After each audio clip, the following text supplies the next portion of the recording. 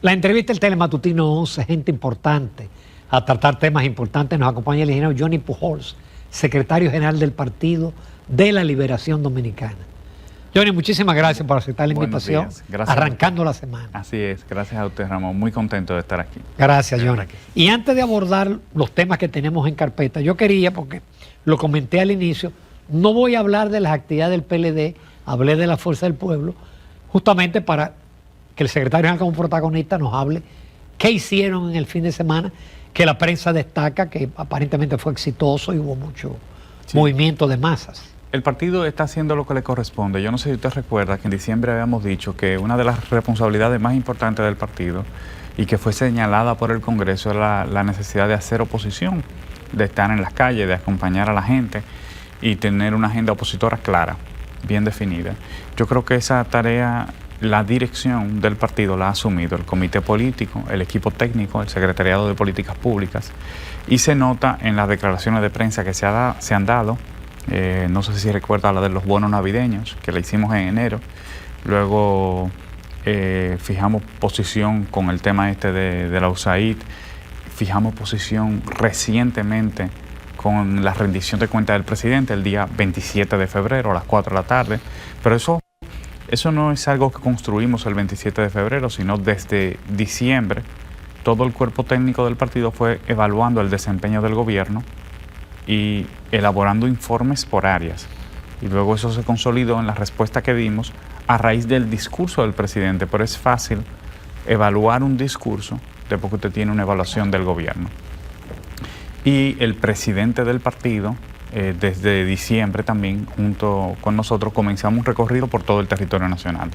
Ese calendario termina en junio y con él tenemos que visitar las 32 provincias y las 12 circunscripciones del Gran Santo Domingo y de Santiago.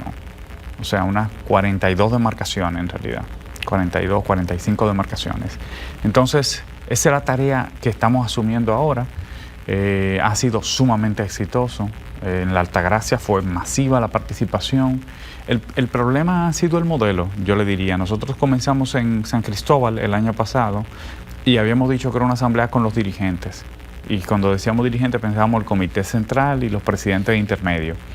Pero los compañeros se quejaron y por Santo Domingo Este y la Altagracia este año han sido masivas, de presidente de comité de base hacia arriba, pero con mucha calidad. Y uno lo sabe por los comentarios que hacen, por los turnos que toman, por las posiciones que fijan, uno ve la calidad de la dirigencia. Entonces, el PLD está ahí intacto. La responsabilidad de nosotros ahora es ponerle tarea para que estén en las comunidades acompañando a los dominicanos en su lucha, en su vida cotidiana, en sus problemas. Y por lo tanto, esa agenda va a continuar. Igual el presidente va a comenzar a visitar los medios de comunicación este año. Bueno, esperamos tenerlo por aquí. Así será. ¿Es cierto que se va a preseleccionar el candidato presidencial este mismo año? No, lo que sí se ha decidido es que el comité político comience a discutir el protocolo a seguir para la selección del candidato presidencial, el conjunto de reglas que están permitidos en un periodo no regulado, que es el periodo previo a la precampaña, que como usted sabe no está consignado en la ley. O sea, qué se hace, qué cosas se pueden y qué cosas no se pueden durante este periodo. Y además, sobre todo, para garantizar la cohesión, la unidad interna del partido.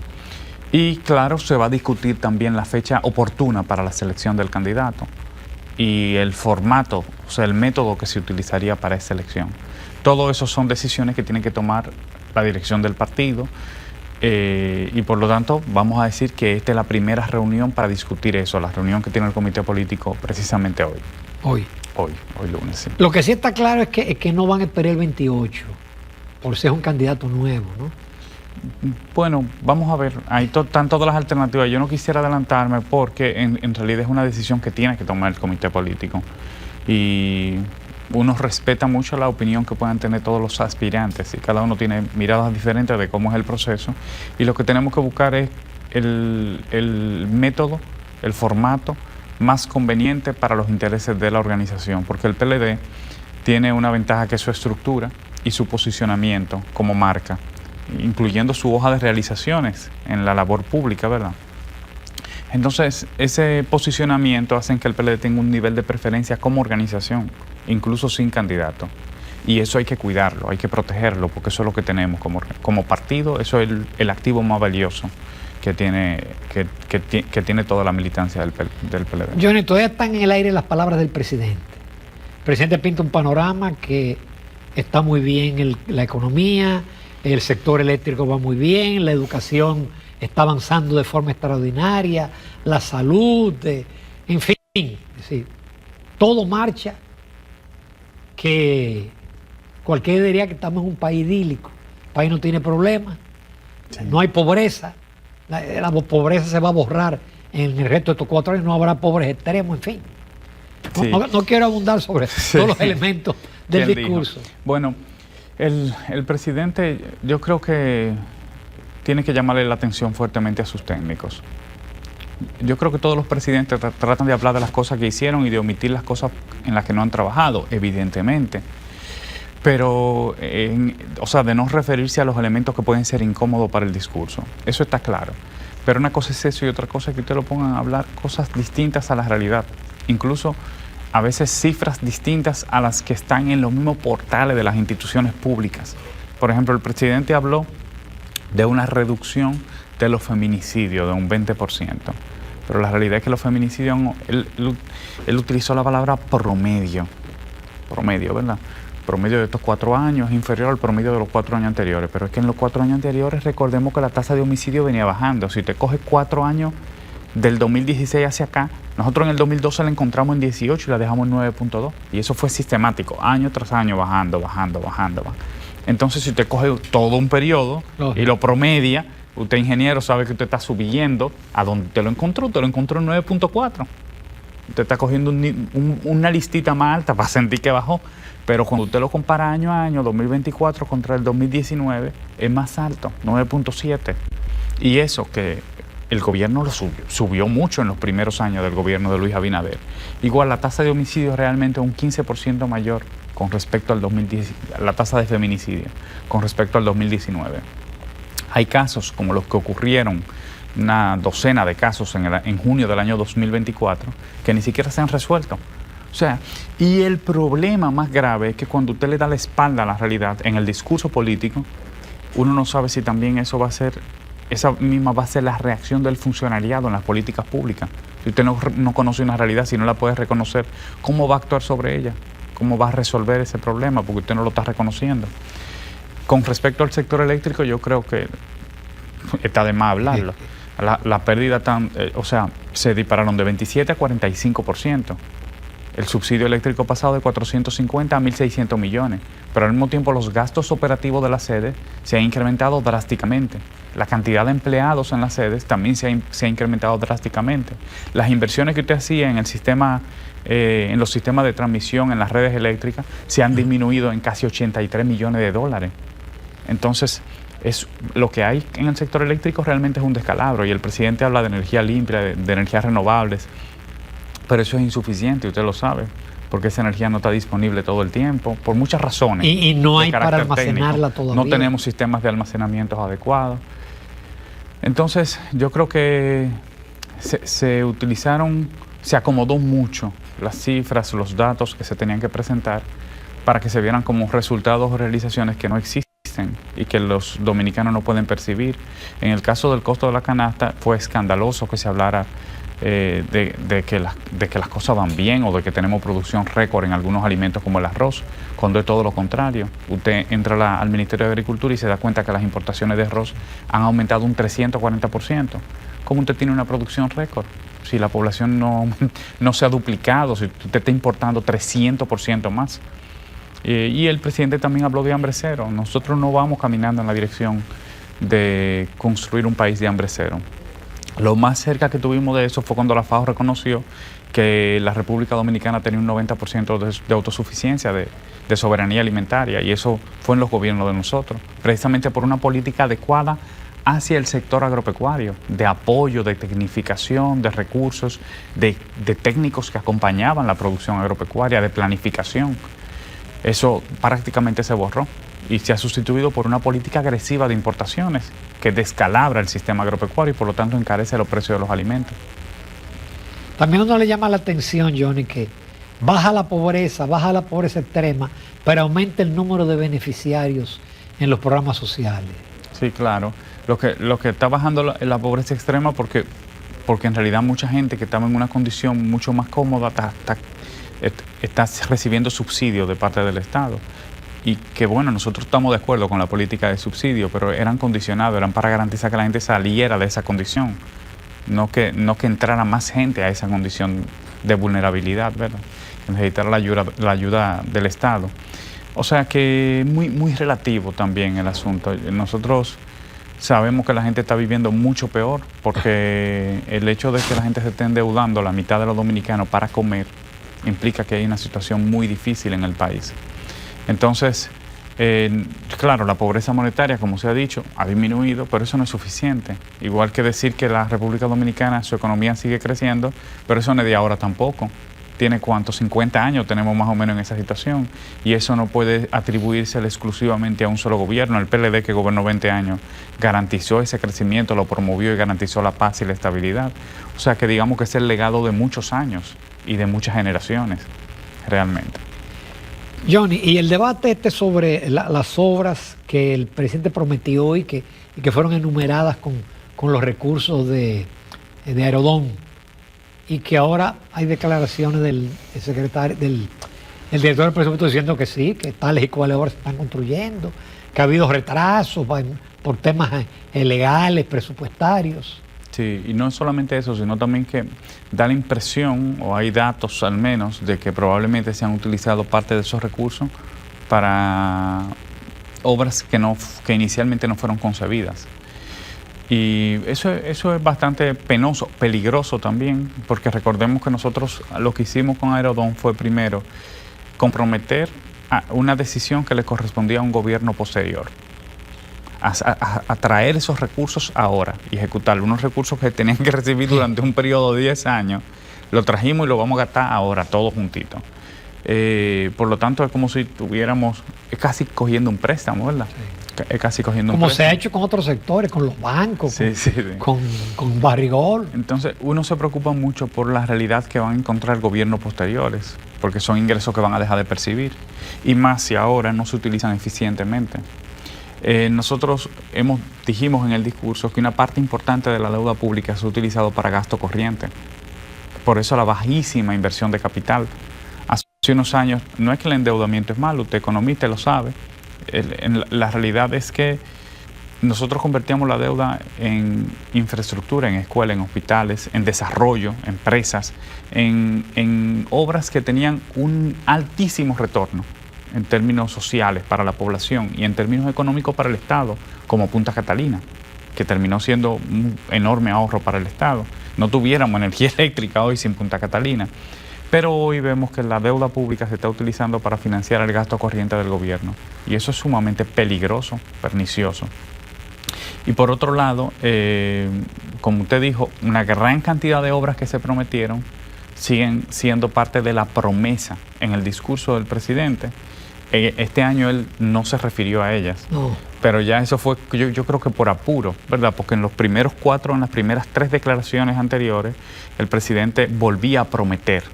Este año va a estar listo la autopista del Ámbar, la circunvalación de Baní y no sé qué. Entonces ya este año no se refirió prácticamente al tema de obra pública, no se refirió en absoluto. Lo otro es el mal hábito que se ha tomado de inaugurar tramos. O sea, el funcionariado lleva al presidente o el mismo ministro va e inauguran 2 kilómetros de carretera, pero una obra que tiene una cantidad impresionante de kilómetros. Y entonces están inaugurando cuando inauguraron el 9. Sin estar listo, todavía no está listo. O como inauguraron una acera ahí al lado de las Fuerzas Armadas. Pero eso es algo que le corresponde al ayuntamiento. Uno se impresiona, pero eso es el resultado de ausencia de políticas públicas. Como no hay muchas cosas que mostrar, cualquier cosa es mucho, cualquier cosa es relevante. ¿Sabes que uno de los más graves de ese bajo nivel de inversión es que entonces la política fiscal no estimula a la economía?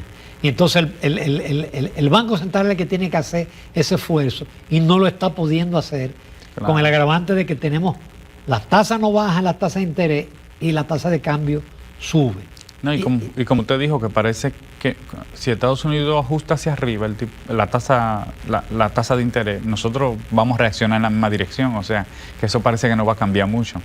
No va a dar duro. No va a dar duro. Y allá la FED es autónoma de verdad. Sí. Ahí no es Claro. Trump puede insultar al presidente de la FED. Eso no, pero no tiene ningún efecto. Ellos toman claro. la decisión. Claro. Johnny, con tu permiso y lo amable excelente, nos vamos a una pausa comercial. Nos quedan todavía muchos temas con el secretario general del PLD.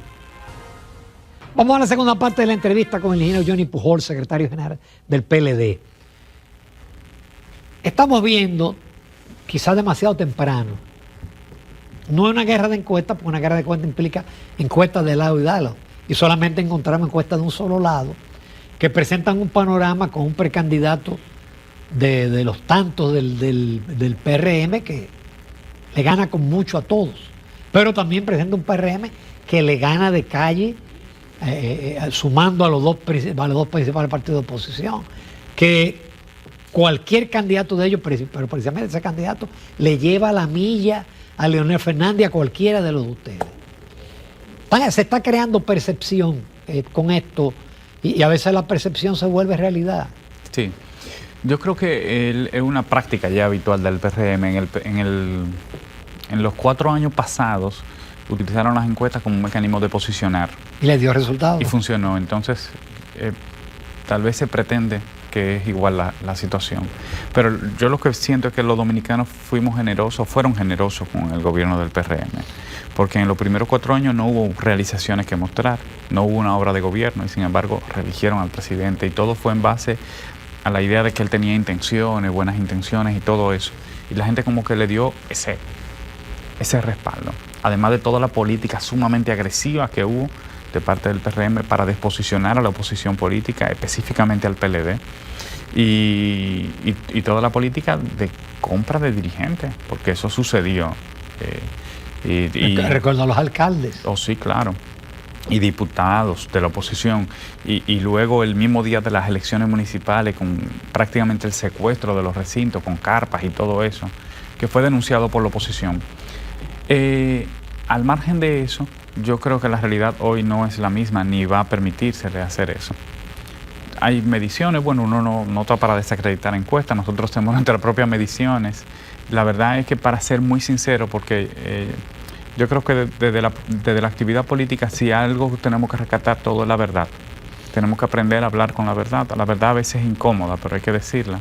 Los partidos políticos hemos perdido mucho arraigo en la percepción, en la simpatía de la población. La mayoría de los dominicanos no sienten simpatía con ningún partido político. Por lo tanto, cualquier partido que le diga que tiene un 40% de simpatía, se está hablando tontería. No, okay. Eso no es verdad. ¿Y esa abstención? Sí, la abstención es una evidencia de eso. Y también es una evidencia de cierta desesperanza. Y eso es peligroso, porque nosotros hemos permitido que se desacredite la actividad política. A veces, desde el mismo poder en estos 4 años, se pretendió desacreditar al PLD, pero no nos damos cuenta que estamos desacreditando un partido del sistema. Y por lo tanto estamos desacreditando la actividad política. Y eso ha tenido un impacto definitivamente, además de que la gente, como le digo, se siente desesperanzada. Y nosotros tal vez la primera tarea que tenemos que hacer es comenzar a hablar con la gente no en términos electorales, porque los políticos tenemos un problema, y es que sin querer o sin pretenderlo, o a veces queriendo, pretendemos instrumentalizar a la gente. O sea, todo el que se nos acerca pensamos cómo nos puede apoyar para conseguir el poder, pero no nos damos cuenta de que tal vez hay agendas comunes que podemos impulsar. Dejamos de hablar con el corazón de las personas, y tal vez volver a generar ilusión y esperanza es hablar con el corazón y hablar de las necesidades que tiene la gente, no de los problemas que tenemos los políticos. Y tal vez es el primer desafío que tenemos. Y bueno, ya las encuestas son poco relevantes porque también la gente no le cree mucho eso, no le cree mucho. Johnny, ¿piensan ustedes que la selección de Jenny Berenice Reynoso como procuradora de la República es una señal de que va dirigido contra ustedes? No, yo creo que contra el PLD hubo una política de persecución, definitivamente. Nosotros aquí mismo lo conversamos anteriormente. Pero yo creo que en el caso de la procuradora, es una decisión que tomó el presidente, y sabíamos que el presidente tenía la prerrogativa para tomar esa decisión. Al margen de cualquier modificación constitucional que se hizo, Es el presidente el que decide eso, y por lo tanto es su prerrogativa. Y lo importante es que en todos los casos impere la justicia e impere la verdad. Yo creo que ningún partido político puede aspirar a nada más que eso, porque si hay justicia y hay verdad, hay equidad. Y por lo tanto eso puede favorecernos a todos. Eso es lo importante. Si ustedes esperan que haya también actuación sobre los casos de este gobierno. Sí, porque el propio presidente en la semana, hace 2 semanas habló. Ética mandó 40 expedientes a la 47. PEPCA.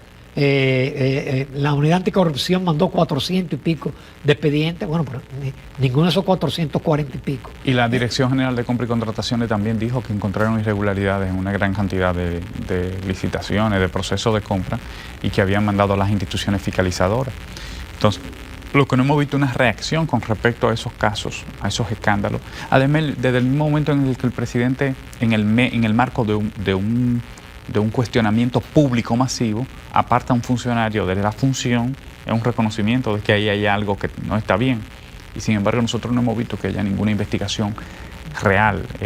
Se le dio prioridad a los casos o los cuestionamientos que habían en torno a nuestro partido. Johnny, el 28 está lejano. Es decir, predecir y trabajar con encuestas, pero hay una situación real. Es decir, es difícil vencer a un gobierno cuando la oposición está dividida. Eso lo disfrutó el PLD. Claro, la obra del PLD fue muy importante y el país la apreció en su momento hasta que se dividió. Pero ustedes siempre tuvieron la oposición dividida. O el principal partido de oposición, que era el PRD, dividido internamente. Entonces, ¿es posible ganarle a este gobierno, al PRM, divididos? Yo creo que llegará el momento de que la oposición discuta su responsabilidad, sobre todo a la hora de hacer oposición. Yo creo que hay temas que nos unen en ese sentido, es decir, nuestro adversario es el gobierno, por lo tanto, canibalizar la oposición, canibalizarse uno con otro, tratar de perseguirse, quitarse dirigentes es una política incorrecta, es una mirada incorrecta de la responsabilidad que tenemos frente a la historia y por lo tanto nuestros ojos tienen que estar puestos hacia el gobierno. Y luego, sobre las alianzas electorales, eso tiene su momento y tendremos que ver cómo lo discutimos, qué tipo de acuerdos se pueden producir, si son convenientes y qué alcance tendrían. Pero lo que sí es importante es que cualquier decisión que tomemos sea suficientemente sincera y con respeto, porque tal vez eso le ha faltado a la oposición, capacidad para sentarse con sinceridad a discutir lo que es más conveniente para el país. La pasada alianza no fue buena, no dio resultados. No, porque no fue sincera, no fue genuina. Fue una alianza en la que ambas organizaciones intentaban protegerse frente a la otra. Entonces usted va con miedo a sentarse con su aliado. Y así es muy difícil cocinar una alianza real. No estábamos buscando dónde se podía ganar, sino cómo podía nuestra organización avanzar relativamente frente a la otra. Y eso fue un error que cometimos desde ambas organizaciones, principales, porque habían más. Johnny, hoy el PLD exhibe caras nuevas. Tú eres un ejemplo. Y hay cantidad de jóvenes brillantes en el comité político. Permanece la vieja guardia. ¿Tú crees que eso va a ser un imán para esa cantidad de votantes mayoritarios que van a ejercer el derecho por primera vez y que si no se trabajan, se van a abstener? Sí, tenemos que hacer ese esfuerzo de generar la ilusión para que muchos jóvenes quieran participar en la actividad política. Muchos jóvenes que tengan el interés genuino de participar en la actividad política y de transformar la realidad. Es un enorme sacrificio que se hace de la política, porque primero una actividad a tiempo completo, usted nunca tiene vacaciones realmente, pero es necesaria y no se la podemos dejar a nadie. Tampoco no podemos salir, toda la gente que tiene ciertos valores, que comparte esos valores, no puede alejarse de esa actividad porque a quién se la vamos a dejar.